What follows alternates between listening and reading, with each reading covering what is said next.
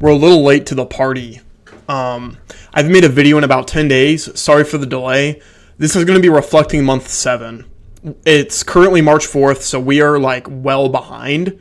I just haven't really gotten to the chance to talk in front of the camera. So let's go over what I did in month 7. Okay. Month 7 is around the time where you should be closing your first transaction. This is the time, just like in month 6, where you finally feel like you know what you're doing, at least to a degree. You're not always going to know what you're doing, but a lot has happened, and we're going to talk about that in this video. We're going to talk about how month 7 has been, and then what month 8 is looking like for the month of March. So, to cap things off numbers-wise, I was able to set 4 appointments in February. So in month 7, I set 4 appointments. 1 was a listing, 2 of them were listings, 2 of them were buyers. I'm officially sort of in the 50-50 when it comes to working with buyers and doing listings. So I'm both a seller's and a buyer's agent, which is great. You like to have that mix, right? So 2 of them converted. I have a new buyer that's looking at Tipton, and then I have a listing that just went live yesterday in Martinsville. This listing was not a friend, it wasn't a referral, it wasn't a sphere of influence, it wasn't social media, it was literally me cold calling a for sale by owner, meeting with them, and getting this house listed on the MLS. So we're going to be in communications with them. We got all the junk cleared out of the house, and we got it live, and we got new photos, and the for sale sign's going to be coming in tomorrow, and it's just super awesome. So happy to hear that I got those 2 things. With that being said, that is nowhere near where I want to be. I talked with Kevin, my team leader, about this today and yesterday. It's clear. I accomplished some good things, so let's talk about that too. I'm going to drink some water. I don't know why I'm having a hard time looking at the camera today. I think this light is just so bright. Here, let me turn this down a little bit. There you go. I think that's a little bit better. So, what did I do good? What came good out of this other than the listing and the buyer? Calling on the phone, getting good with scripts, managing objections. That was my goal for this month. I wanted to get really good with overcoming buyer and seller objections and also learning how to call on the phone and cold call. I did those things great last month. I accomplished my goal there. My problem in month 7 has been making the sheer amount of calls. I wasn't meeting my goals. The goal should always be setting at least 1 appointment a day. How can I set 1 appointment a day? I set 4 appointments. If I want to reach my numbers, I need to set at least 20. I need to set at least 20 appointments. So how can I do that?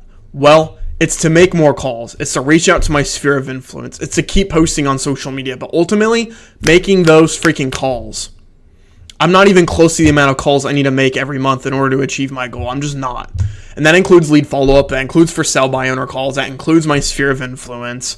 And I'm not quite getting there yet. So it's a huge emphasis between Kevin and I that I make way more calls this month. So that is what month 8 is going to be focusing on. It's going to be focusing on setting appointments daily, Monday through Friday, and then also making my daily calls, making at least 10 calls a day. I did really good Monday, did pretty good yesterday. Today, not so good, right? I mean, just with the business meeting and all the distractions going on in my day, I didn't get good setting an appointment today, but it's just going to really come down to how I'm going to start my day. So if I can start my day by being focused, by not getting on my phone, by getting good sleep, and doing sort of the fundamental things that I was doing when I was new, I'm going to be way better off. It's just the way of the game. It's just how it's going to be. But I'll tell you what. I feel so much more momentum coming into this month and February than I've done the last few months. I mean, joining Kevin and working with him has really made a big difference with my job. It's made a big difference because now I have a system and strategy put in place that can get me from point A to point B. I am generating leads consistently. I am talking with people about real estate consistently. I have an accountability partner, and this is a big deal. Okay, and that has been a huge game changer, because if you're talking in the time frame, I've had about 3 life cycles so far. One was between August and the end of October, which was me being very new, not knowing what I'm doing, posting a lot of Westfield specific content, hosting a lot of open houses, and doing that and building upon that.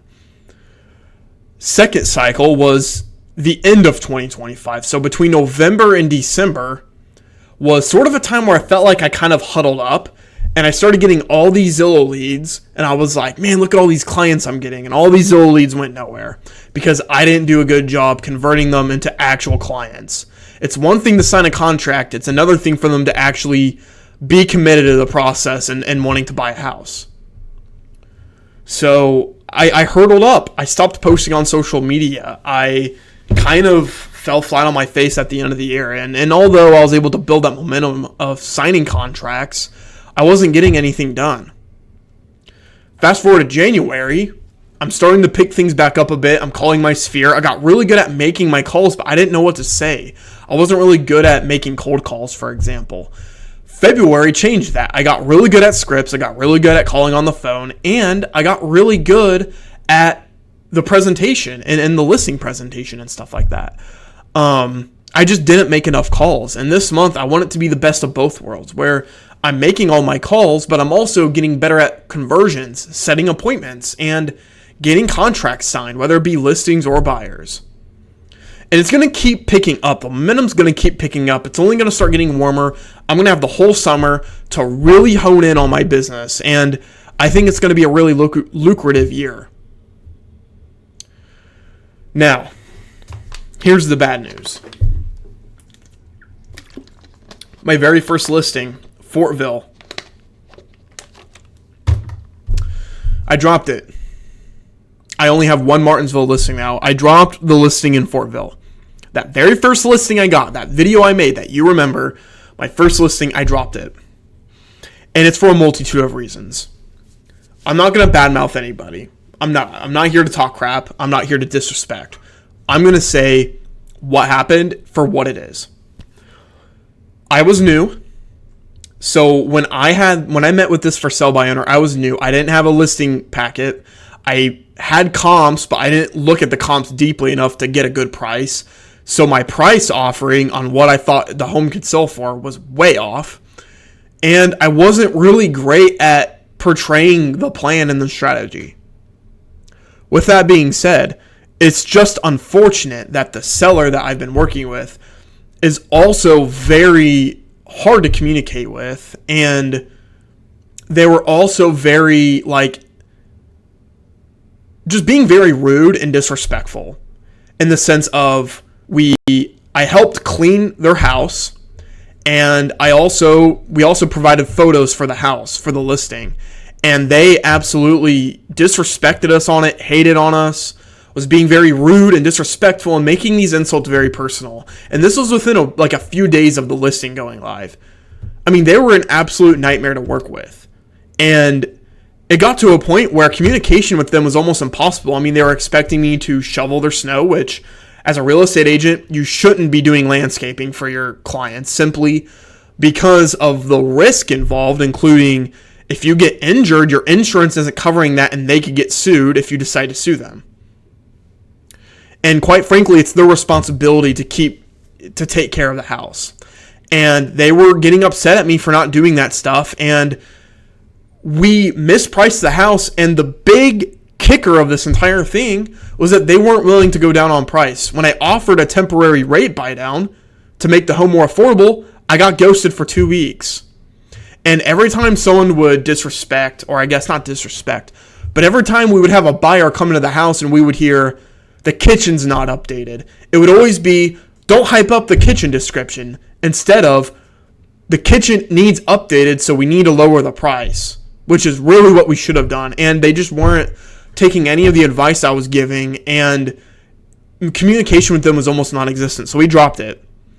And they were also being very Mr. or Mrs. Know-It-All, and it was just very difficult. No hate. Again, it's just not a right fit. So I wish them the best of luck with their sell. It's just, I'm not the guy to do that, and it's just a fit thing. You know, like some realtors, they would shovel snow. I'm not that type of realtor. I want to focus primarily on marketing and getting a buyer to put an offer on the home that gets accepted. So farewell to the Fortville listing. I think this Martinsville one is going to be better simply because I think it's priced better, and it's also the sellers are so much easier to talk to, and they're willing to cooperate with me, and they want it sold. A good part of being a real estate agent is knowing when to fire a client, and that's what I did. I had to be done. Month 7 was a lot of learning. And I think it's going to set up this month very well. What I need to start doing, though, is the big factor is I need to start my mornings better, and I need to get more sleep. If I can start off with a great morning where I'm fully focused, then it's going to be easier for me to make these cold calls. Because sometimes I still go through reluctancy. I shouldn't be, but I do. And that's just kind of the matter of everything. And that's kind of something I've been learning along the way. As far as March goes, what are we doing in March? The goal for March is to get 20 appointments set. We want to set 20 appointments, okay? So we want at least 10 listing appointments, and we want at least 5 or 10 buyers appointments. If we can get 20 appointments set, then my goals for the year are going to be great. But the problem with that is that we need to be consistent with that every single month. So this is a long journey, okay? And I just got to understand that. I got to understand that this stuff takes time, which clearly I do now because we're in month 8 and I'm still doing this full time. I'm still making videos. I'm still doing this stuff and people are still watching, which is great. And you can see in the videos how much I've changed in the last 7 months. We're getting ready to get on to month 8, guys. I want to get paid. I really do. I'm living off of a freaking credit card for crying out loud, and it's damn near maxed out. So financially, I'm a little bit stressed, but I'm not in as much of a pickle as it was back in October when I crashed out that one day. So I'm really excited for March. Okay, if we can get these appointments set, which is the goal, every single day I'm in here, let's set an appointment. If we can do that, then we're going to be going off to a great start for my real estate journey. I think that about does it, guys. I think we're able to get this to be a shorter video, but month 7 got good with objections, got good with getting the appointment set, but we need more and we need to make more calls. So the goal to make more calls is to go on the phone and talk with people more. That's it, guys. I'll see you guys on the next video. I think I'm going to make the next one a little bit sooner, so stay tuned. Bye, guys.